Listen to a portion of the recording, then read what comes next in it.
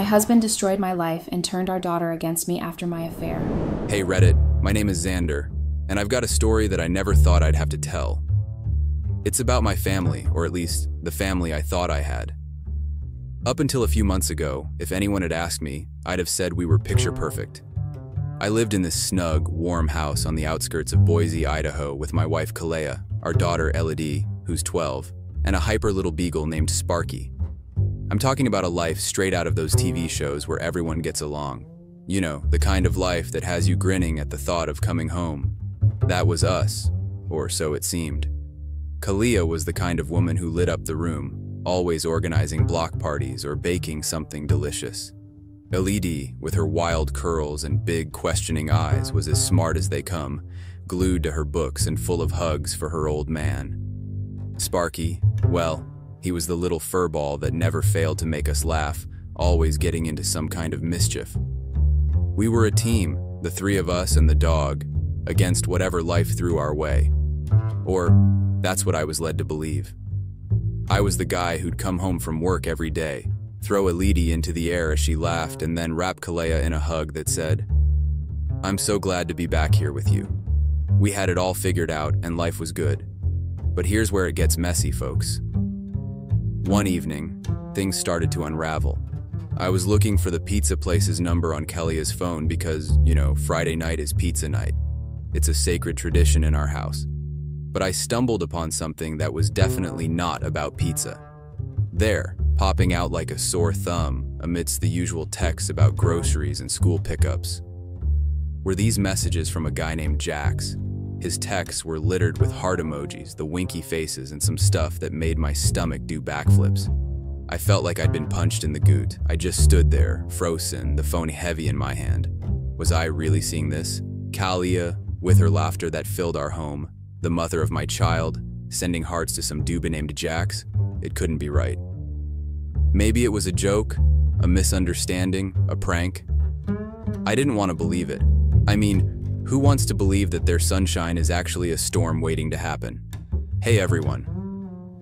Unfortunately, basically everyone who is watching these videos isn't subscribed. It would mean the world to me to quickly get out of the full screen video for 3 seconds and press that subscribe button. It's free and you can unsubscribe anytime. Sorry for bothering and thank you so much if you subscribed.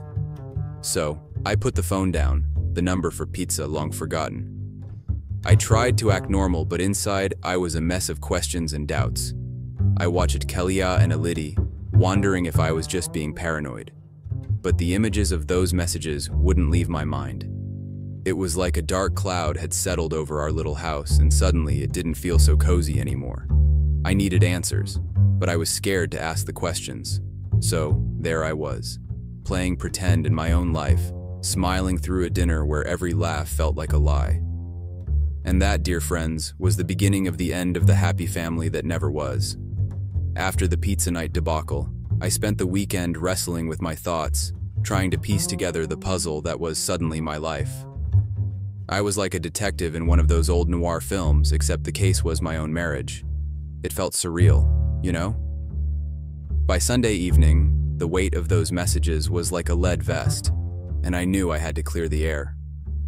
So, I braced myself and confronted Kalea. I remember my hands were shaking when I asked her about Jax. She just looked at me, her eyes wide with what I mistook for surprise. Then she laughed.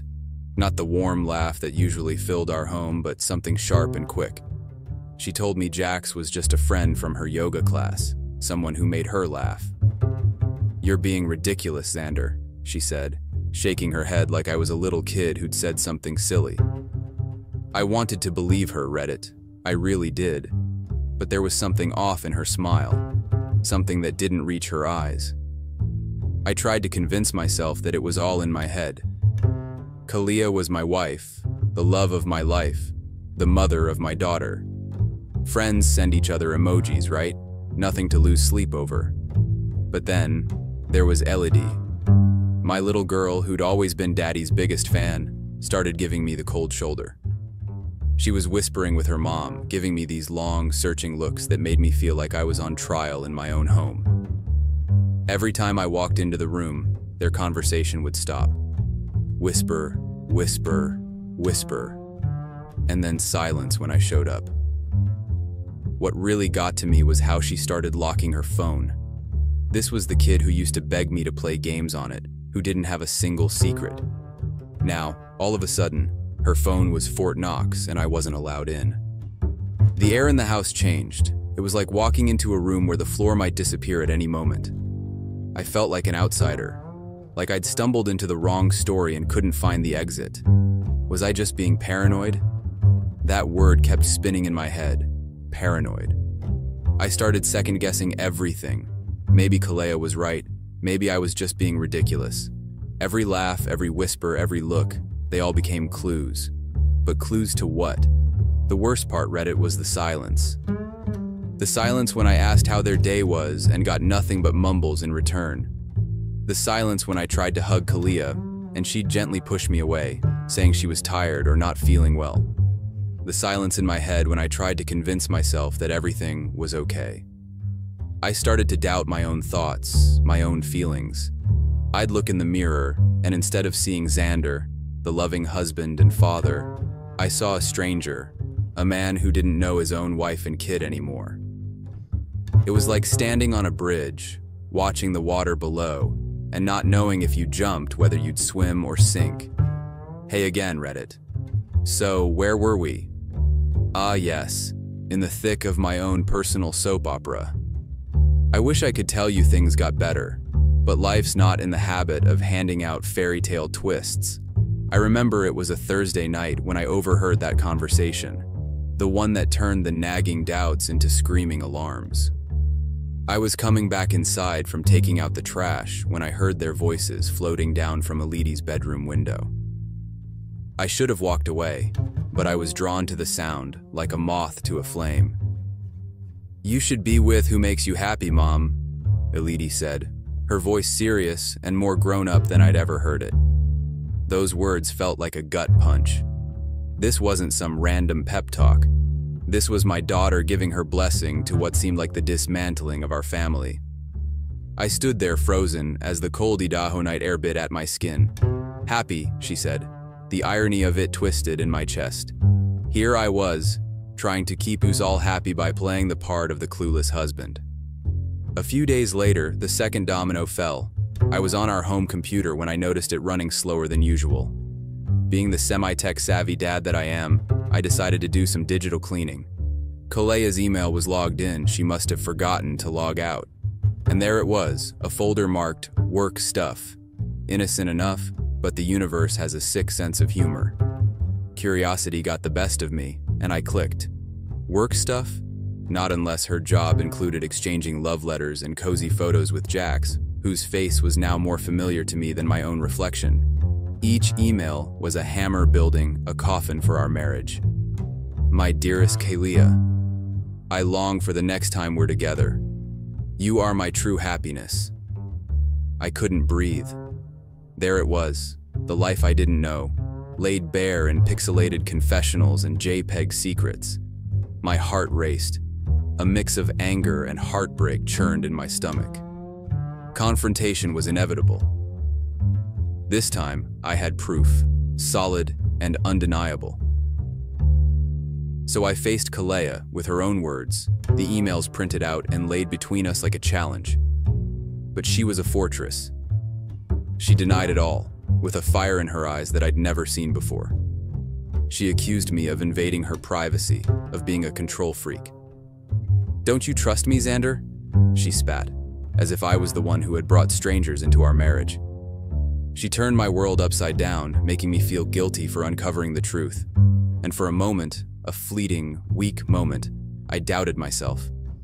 I wondered if I was the villain in her story, the bad guy who snooped and pried and broke the sacred trust between man and wife. But no, Reddit, I wasn't the bad guy. I was just the guy who couldn't see the wool that had been pulled over his eyes. The guy who believed in a happy family portrait, not realizing it was drawn with disappearing ink. The stage was set, the players were ready, and the lies were just beginning to unravel. I told Kalea I had a business trip. A last-minute deal that couldn't wait. Real important stuff. She kissed me goodbye with that same detached peck that had become the norm. And Olivia. She barely glanced up from her phone to wave me off. As I drove away, I could see Kalia's silhouette at the window, phone already in hand. My gut twisted. I didn't head to the airport. Instead, I parked a street over in my buddy's beat-up Camaro. There I was, slouched in the driver's seat, baseball cap pulled low, heart thumping in my chest. It felt like a stakeout in my own life, which is about as messed up as it sounds. Hours ticked by, and doubt started to eat at me. What if I was wrong? What if those messages and emails were just... what? A fantasy? A joke? But then, as the afternoon sun began to dip, painting the Boise sky in shades of fire, I saw them. Kalia walked out, dressed up like it was date night. But the date wasn't with me. Moments later, Jax appeared, that too familiar stranger. My breath hitched as they met on the sidewalk, laughing about something I couldn't hear, couldn't be a part of. Their hands found each other, and that's when my heart didn't just break, it shattered. They were headed to Luciano's, the kind of place with cloth napkins and a wait list, the kind of place we'd saved for anniversaries and whispered sweet nothings over candlelight. I followed at a distance, the Camaro's engine a low growl beneath the city sounds. From a parking spot across the street, I watched them through the restaurant window. They picked a table, our table, near the back with a view of the park. When Jax kissed her hand across the white tablecloth, it was like watching a scene from someone else's life. Only I knew all the lines. I wanted to storm in there, to flip tables and demand answers. But I didn't. I sat there, a silent spectator to my own tragedy, fury boiling over, hands clenched so tight, my knuckles turned white. It was real. All of it. The lies, the sneaking around, the betrayal.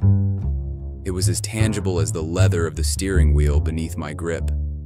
Living in a bad dream? No, this was worse. In dreams, you wake up. There's relief. But there was no waking up from this. No escape from the sting of betrayal. It seared through me, hot and fierce, leaving me to smolder in the wreckage of what I once thought was a happy life.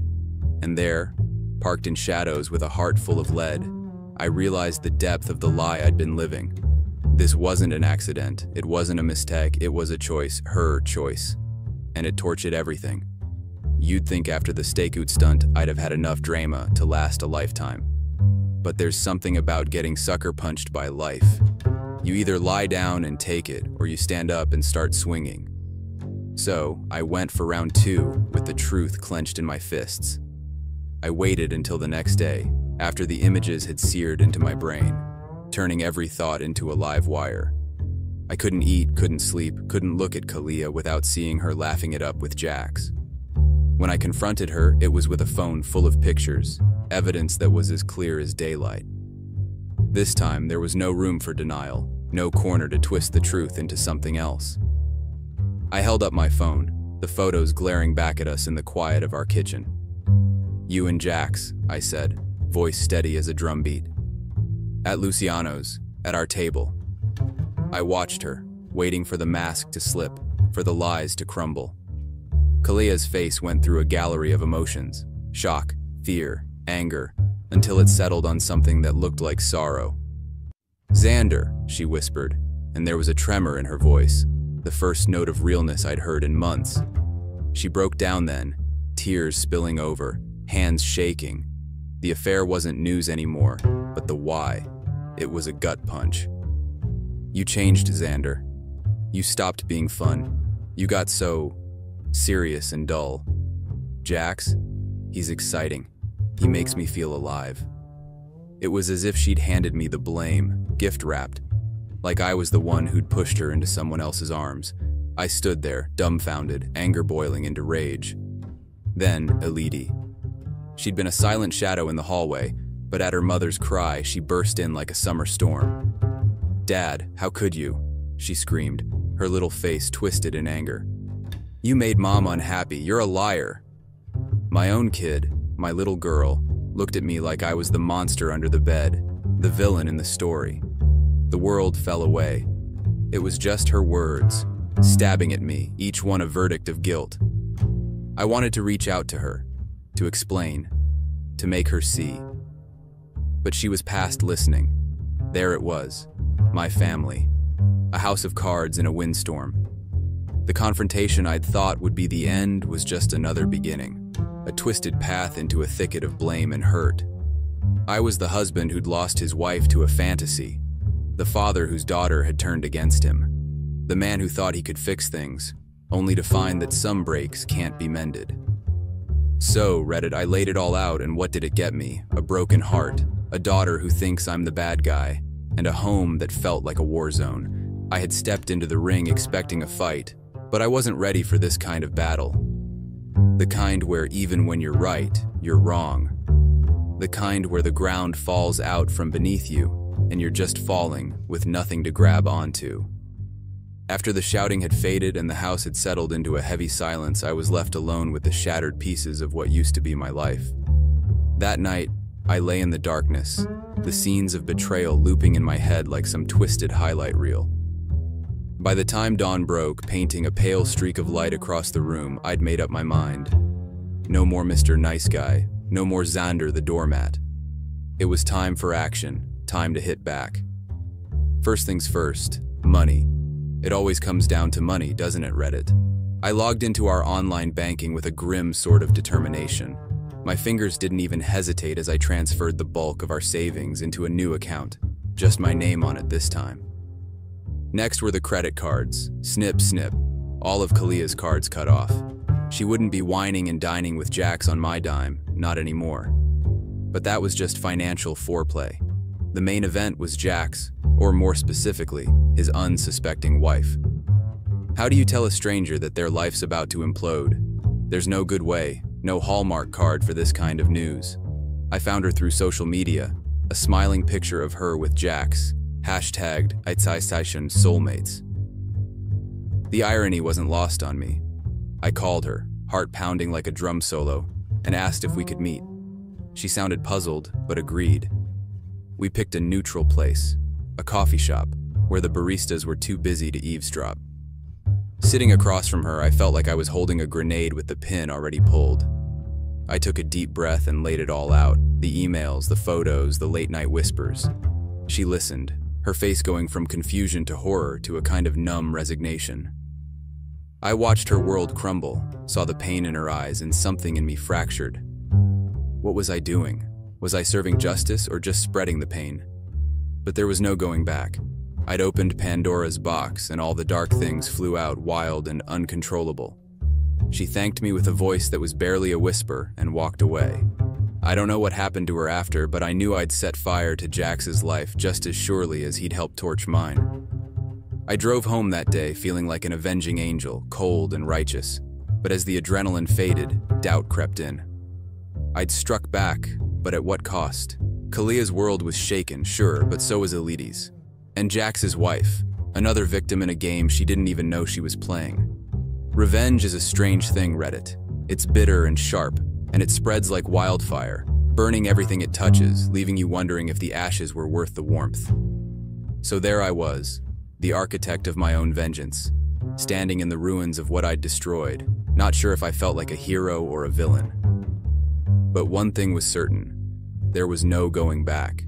The die was cast, the cards were on the table, and the game had just begun. The first domino to fall was Jax. Turns out, Jax's wife was not the kind to cry into her pillow. She was a warrior, a woman of action. She marched right up to Kalia's company and dropped the bomb about the affair, complete with the emails and photos I'd given her. The company had a strict policy against fraternizing, especially the married people having affairs kind of fraternizing. Jax was out of a job faster than you can say scandal. The news of his job loss spread like a virus through our social circles. People I hadn't spoken to in months were texting me, asking if I knew if I was okay. I wasn't. I was the farthest thing from okay. Kalia was livid. The day she found out, she came at me like a hurricane, her words laced with venom. "You've destroyed everything, Xander," she screamed, her face red, her hands balled into fists at her side. "You're a vindictive, spiteful..." The names she called me would have made a sailor blush. But worse than Kalia's fury was Elidi's silence. She wouldn't look at me, wouldn't speak to me. She moved around the house like a ghost, her eyes hollow, her voice gone. She'd been my chatty, bubbly girl, and now, nothing. I might as well have been transparent. Once, when I tried to talk to her, to explain why I did what I did, she just shook her head and said, "You broke us, Dad. You broke everything." And then she walked away. That hurt more than any shouting match with Kalea. My daughter, my heart, looking at me like I was the bad guy. Like I'd willfully detonated our family life just for the heck of it. So there I was, Reddit, the man who had pulled the thread that unraveled the tapestry of his own life. I'd wanted justice, or maybe it was revenge, I'm still not sure. What I got was a lonely house and a ticket to Pariahville. It's strange how you can be surrounded by people and yet feel utterly alone. That was me. I was the man in the eye of the hurricane, watching as the winds tore everything apart. I'd started this chain reaction thinking I would come out the other side feeling vindicated, feeling right. Instead, I felt empty. There's no glory in being the agent of chaos in your own story, no matter how justified you think you are. There's just the fallout, and fallout, as I learned, sticks to you long after the bomb has gone off. As the days turned to weeks and the drama refused to quiet down, I did what I thought I'd never do. I filed for divorce. It was a word that tasted like ash in my mouth, a word that, once spoken, couldn't be taken back. The papers were stark, the black ink on white paper spelling out the end of a once beautiful chapter. When it came to Elidi, my shining star, I wanted her with me. I wanted to fight for her, to pull her out of the crossfire and into safety. But when we sat down in those stuffy offices with lawyers who spoke in sterile terms, Elidi's voice was quiet but firm. "I want to stay with Mom." It cut deeper than any betrayal. Kalea had cheated, lied, and broken our vows, but Elidi still saw her as home. So I moved out. I left the house with a bag of clothes and a heart so heavy I could barely carry it. I found a small apartment on the other side of Boise, a place with bare walls and a view of the parking lot. It was a far cry from the home I'd built with laughter and dreams. I'd sit there at night, the silence deafening, and wonder if any of it was worth it. The truth had not set me free. It had put me in a different kind of prison, one with bars made of memories and what-ifs. I missed Elidi fiercely, every single day. I'd reach for my phone to send her a message to try and bridge the gulf between us, only to remember her words and let it fall back into my pocket. Sometimes I'd drive by the house, slowing down just enough to catch a glimpse of the life I'd left behind. I'd see Elidi through the window, and my heart would lurch. But I never stopped, never got out, because she wasn't mine to hold on to anymore, not really. And so, Reddit, here I am. The guy who blew up his life in search of something like justice. I sit in my apartment filled with secondhand furniture and wonder if it was worth it. The truth? It's a double-edged sword. It cuts both ways, and nobody wins in the end. The cost of truth was high, too high. It cost me my daughter's laughter, my wife's couch, the joy of being a family. I'm left wondering if ignorance is bliss, or if the idea of knowledge is the price we pay for some deeper, sadder wisdom. I guess the moral of my story is this: the truth will set you free, sure, but it'll tear everything else down in the process. And once everything you love is rubble at your feet, freedom feels a lot like being lost. Story number 2. Hey everyone on Reddit, my name's Tyler, and I guess this is where we spill the beans, right? The stories that are too real for our everyday fine thanks conversations? Well, buckle up, because here's mine. I'm a 40-year-old dude living in the tech-vibrant city of Austin, Texas. By day, I'm the brains behind some of the most talked-about AI projects that you might have seen making the rounds on tech blogs. I'm talking code that's meant to make life easier, or at least that's the plan. My wife, Rachel? She's been the artsy type since the day I met her, now a freelance graphic designer with a keen eye for what makes things pop on a screen. Together, we've ridden the roller coaster that is the Austin scene, me with my app launch parties, her with gallery showings where the wine flows as freely as the critiques. We've had a good run for the past decade, our home often a mosaic of my tech gadgets and her vibrant canvases. But here's the kicker, folks, the reason why I'm hammering out my heart and soul into this keyboard. Rachel's been distant lately. I don't mean the busy with a deadline kind of distant, that I get. This is cold, almost like she's a hologram in our home. Her laughter doesn't ring as loud, her smile doesn't reach her eyes, and man, it's like pulling teeth to get her into bed.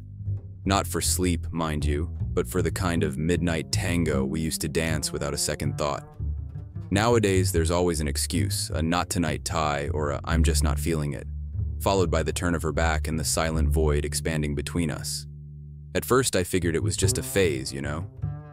Everyone gets the blues or a touch of the no libido flu. But then it stretched out, 1 week, 2 weeks. Heck, the calendar pages kept flipping, and my bed became as barren as Mars. I've always been the guy with a plan, a solution, a way to debug life like it's one of my programs. But this? Man, I felt like I'd hit a wall, and behind it was a Rachel I couldn't reach, locked away with secrets I couldn't fathom. So there I was, staring at our joint credit card statement like it was some kind of ancient script written in a lost language. Hey everyone. Unfortunately, basically everyone who is watching these videos isn't subscribed. It would mean the world to me to quickly get out of the full screen video for 3 seconds and press that subscribe button. It's free, and you can unsubscribe anytime. Sorry for bothering, and thank you so much if you subscribed. Charges from places we've never been to together started to dot the landscape of our bill. A fancy restaurant downtown, where, believe me, they serve steaks that cost more than a pair of my sneakers. A boutique hotel, that's the kind of place you'd take someone to say, hey, you're special, and not in the kind of way you'd expect a wife to be spending without her husband. And then there was Rachel, who'd become as secretive as a teenage girl with her first crush. Every time I walked into a room, I'd hear the click of her laptop slamming shut faster than the doors on a bank vault. Phone calls ended with the suddenness of a TV show canceled mid-season. She was whispering like she was plotting to steal the crown jewels. I mean, I'm not a jealous guy by nature. I'm the dude who's secure enough to say, yeah, she's mine, and not worry when she's out there being her fabulous self. But folks, my gut was screaming louder than fans at a rock concert, telling me something wasn't right. There's a line between trust and being a blind fool, and I felt like I was tightrope walking right over it. The trouble with gut feelings, though, is that you can't take them to court. You need cold, hard facts, evidence that would stand up and say, here's the truth, without a stutter. And I had nothing but whispers and shadows, the kind of stuff that would make anyone else say, Ty, you're just being paranoid. But come on, when your bedroom's gone ice cold and your wife is more mysterious than a spy movie, you tell me how you'd react. And let's not forget those hushed phone calls, like she's sharing secrets that could start World War III. So there I was in our local coffee shop, just a guy and his latte in the corner, the unofficial observer of the daily grind. That's when I caught a snippet of conversation that had my ears perking up like a hound on the scent. 2 guys in suits, and I'm not talking off-the-rack specials, were jabbering about some group that sounded like it stepped right out of a James Bond flick, specializing in discreet relationships for the married crowd. Now, I'm no eavesdropper by trade, but this was too much of a coincidence. What are the odds, right? So I did what any man desperate for answers would do. I sidled up, casual-like, and threw in a comment about the espresso that led to a chat about what's good around here. Before you know it, I'm pretending to be Mr. Interested and they're spilling the beans about secret signals. Here's the kicker. The secret handshake of this club? A black ring. Not just any ring, mind you, but one worn specifically on the right hand. A mark of the inner circle, a discreet bat signal for the cheating elite. I chuckled and played along, but inside, my heart was doing the kind of drum solo you'd pay good money to see. Later, back at the ranch, that's my less than homely home these days, I decided to do some late spring cleaning. And lo and behold, what should I find tucked away in Rachel's jewelry box behind some trinkets and baubles? A black ring, shiny and smug like it knew secrets it shouldn't. The same kind those suited-up 00 wannabes were talking about. So there it was, the piece of the puzzle that slapped me in the face with a cold "I told you so." It felt like a gut punch and an aha moment all rolled into one. There was my proof, not shouting, not whispering, but just sitting there silent and damning. So there I was, late one night, just mindlessly scrolling through Facebook to distract myself from the deafening silence in our bedroom. It's amazing what you find when you're not looking for anything, right? That's when I saw it, a suggested group hidden in plain sight among the ads. It was one of those private groups, but the name caught my eye: Austin's Discreet Meat. Curiosity's a beast, and mine was clawing its way out. I clicked. Denied access. It was members only. But the public description was enough. A discreet community for those seeking to add a spark back into their lives. Sparks. Right. The kind you get from rubbing two sticks together, or apparently, from sneaking around behind your partner's back. Then one evening, I'm charging Rachel's old tablet. You know, the one she stopped using after I gifted her a shiny new iPad. And there it was, the very same Austin's Discreet Meat Facebook group left open, staring at me from the screen. My Rachel, her name in the members list, as bold as you like. But that wasn't all, folks. Alongside the tablet, tucked away in her nightstand, was that black ring I'd read about in the group's posts, a symbol for members to recognize each other in the wild. It all clicked into place like a twisted puzzle. The late nights, the brushed-off advances, the mysterious expenses. I'm telling you, the feeling of betrayal is a gnawing animal that settles in your stomach and refuses to leave. You think you know someone, right? 10 years, and now she's a stranger with a double life that's just popped up like one of those annoying ads, except there's no little X to close this window. After finding the black ring and the not-so-innocent Facebook group on Rachel's tablet, I knew what I had to do. I couldn't just sit back and let this play out without getting the full picture. So your boy went full Mission Impossible mode.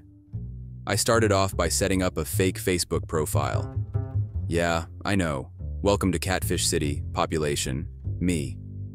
But desperate times call for desperate measures, right? I spent a couple hours making my alter ego believable. I borrowed a photo of a buddy from college who now lives overseas. Sorry, Dave, but you're Jameis now, an out-of-towner who's just moved to Austin. With James all set up, I sent a join request to Austin's Discreet Meat. While waiting for approval, I couldn't help feeling like I was crossing some line, but then I remembered that line had already been crossed, just not by me. A day later, and bingo, I'm in. The group was like an alternate universe, people chatting and planning meetups, all under the guise of discretion. And there it was, pinned at the top, an announcement for a masquerade-themed event. Perfect cover for anonymity and for me to slip in unnoticed. The event was in a few days. A masquerade ball at some ritzy joint that looked like it was straight out of a movie, where the rich and unfaithful play their games. Next step, getting a costume. I hit up a local costume shop and got myself decked out. I'm talking a full-on feathered Venetian mask and a cloak that would make Dracula envious. Rachel always liked those vampire movies, right? A cruel twist of irony there, but a costume wasn't enough. I needed a backstory in case anyone got chatty. James was now a successful entrepreneur who just moved from Atlanta and was looking to meet new people. Vague but believable. The plan was simple: show up, blend in, observe, and maybe, just maybe, get the kind of proof I needed to confront Rachel without any room for excuses. So there I was, suited and booted in a getup that would make the Phantom of the Opera do a double take. I stepped into the masquerade event in San Antonio, a lavish affair oozing with opulence and the faint scent of secrets. My heart was keeping time like a drum roll, pounding away as I threaded through a tapestry of gowns and suits all hiding behind masks. I wasn't just in costume, I was in character. James, the out-of-towner, was on the prowl, but the real me, Tyler, was on a mission. I kept my head down and my eyes sharp, scanning the sea of deception for the one face I knew all too well. And then, like a lighthouse beam cutting through fog, I heard it. Rachel's laughter. It's funny, isn't it? How you can pick out the one laugh you've heard for a decade in a cacophony of mirth. There she was, draped in velvet, a mask adorned with jewels concealing her eyes but not her aura. She was with someone, a guy sporting a grin that I could spot as sleazy from a mile off. I edged closer, every step heavy with the weight of what I was about to do. They hadn't seen me yet, just another masked stranger among many. But as I neared, my heart was pounding like crazy. It was showtime. I slipped through the crowd, made it to their little bubble of betrayal, and stood there for a heartbeat. Rachel was in mid-conversation, a glass of champagne in one hand, her free hand resting on the guy's arm. I reached up, and with all the drama of the evening, I pulled off my mask. "Enjoying the party?" I asked, my voice steadier than I felt. The look on her face read it. It was like she'd seen a ghost. Her companion, Mr. Sleaze, looked like he was about to choke on his own Adam's apple. "Tyler!" Rachel gasped, the color draining from her face. "What? How?" There were a million things I wanted to say, a torrent of questions and accusations. But I just stood there, the raw truth hanging between us like a thundercloud. I won't lie, part of me enjoyed the shock on her face, the way her confident demeanor crumbled. But the other part? The part that had loved her, that had shared secrets and dreams and a decade of life? That part was broken, shards of trust piercing my chest. The room spun with whispers now, the masquerade's facade slipping as people started to notice the drama unfolding. I saw Rachel's eyes darting around, her world unraveling in public. After my grand unmasking, there I was, standing in the eye of the storm I'd just kicked up. The murmurs began to rise around us, the masquerade's melody turning to dissonant whispers as the crowd sensed the drama hotter than the latest gossip. Rachel, her mask now nothing more than a cheap prop, looked like a deer in headlights. Her mouth opened and closed, no sound coming out at first. And me.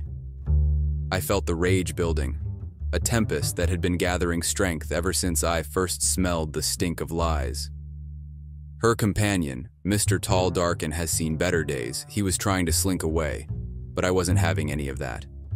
I caught his arm and gave him a look that I hoped said, "You're part of this show too, buddy." Rachel's composure cracked, the facade fell, and there it was. All the lies spilling out of her like water from a broken dam. "I didn't mean for it to go this far," she sobbed, her voice cracking. "It was just supposed to be fun, a game." A game? My marriage, our life, was a game to her? The crowd was eating it up, but I didn't care about the audience. This was between me and the woman I thought I knew. I stood there, clenching and unclenching my fists, the aggression pulsing through me. I wanted to shout, to break something, but I wasn't going to give her the satisfaction of seeing me lose control. "You call breaking our vows fun?" I shot back, my voice low and menacing. I could feel the eyes on us, the weight of judgment, curiosity, and shock. But it was her eyes I was focused on, the ones that couldn't hold my gaze. The silence from her was the final nail. No excuses could bandage the wound she'd ripped open. No apologies could stitch up the trust she'd shredded. Just when I thought the drama peaked, the cheating club, Rachel's band of merry backstabbers, decided it was their turn in the spotlight. I was standing there, my rage just barely leashed, ready to give Rachel a piece of my mind that I could never take back when I felt hands on me. Strong grips, holding me back, as if I was the villain in their twisted play. "You need to calm down, man." One of the suit-wearing snakes hissed in my ear, his breath reeking of smugness and expensive cologne. Another, a guy whose face was too forgettable to be anything but a henchman, chimes in. "She needed someone who was there for her, bro. You weren't." I was seeing red. Every muscle in my body tensed up, ready to unleash the storm inside me. But I'm a thinker, see, a strategist. And I knew that any violence would only play right into their narrative, the unhinged husband, losing it while the poor, misunderstood wife weeps into her lace hanky. So, I did the next best thing. With the world around me blurred by fury, I pulled out my phone, switched on the camera, and started recording.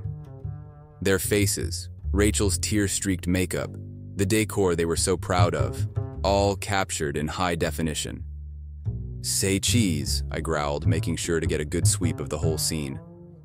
The club members, or should I say co-conspirators, Their faces shifted from smug to shocked faster than you can say privacy settings. Then I turned the camera on myself. You see this? This is the face of a man who's done. Done with lies, done with games, and sure as hell done with this exclusive club of infidelity. I could hear Rachel's protests, her feeble attempts at defending the indefensible. Tyler, please, it's not what it looks like. But I was over it. I turned off the camera, pocketed my phone, and shook off the hands still clinging to me. You all deserve each other, I spat out. No dramatic exit music, no slow motion walk. I just left, the chatter and chaos fading behind me. As I stepped out into the cool night air, the silence was deafening compared to the uproar I'd left behind. But it gave me space to think, to plan my next move. Because now I wasn't just going to lay down and let them walk over me. I had a video evidence of the exclusive club that wasn't so exclusive anymore. Hey Reddit fam, Tyler here. If you've been following my not-so-little drama, get ready for the finale. Because when I said game change, I meant it. I posted the video. Yep, that's right. Hit upload and watched as those digital dominoes started to fall. Facebook's algorithm did its thing, and the views started climbing. It was wildfire, the kind that you see in those forest documentaries. Unstoppable, blazing, absolute. But it wasn't just me in this. Austin's finest keyboard warriors, the good folks of the internet who still believe in right and wrong, they jumped in. Shares, comments, even a couple of those react videos where people watch it for the first time. Their faces, names, and their dirty little secret club. It all got dragged into the sunlight. Of course, Rachel was livid. My phone blew up with messages, missed calls, a symphony of notifications. How could you? You've ruined us. Take it down, Tyler. But the thing was, she'd already done a bang-up job of ruining us all by herself. I didn't reply. What was there to say? Thanks for the memories and the lessons in betrayal? Nah, I just blocked her number. She'd become just another contact in the list, no different from a telemarketer or a spam bot. Now, don't think I came out of this unscathed. A guy doesn't go through something like this without some cuts and bruises on the inside. But here's the kicker. I also came out stronger, wiser, with a little more grit under my fingernails. I wasn't about to sit around nursing wounds and letting the moss grow under my feet. No, sir. It was time for a fresh start, a new chapter. So, I decided to learn cold approaches. You know, the art of walking up to a stranger and starting a conversation. No masks, no secrets, just me and my newfound boldness. It's not about finding the next Rachel. It's about finding Tyler again. The guy who can chat up someone new without an agenda. The guy who's not afraid to take a step forward, even if he's still brushing off the dust from a fall. So here I am, hitting the streets, coffee shops, parks, wherever life buzzes and real people show their faces without the need for a masquerade. And it's thrilling, like the first time you ride a bike without training wheels. A little wobbly, but damn, it feels good to be in control. I'm signing off now, Reddit. Thanks everyone for listening, and if you would subscribe to the channel, that would mean the world to me. Have a great rest of your day or night.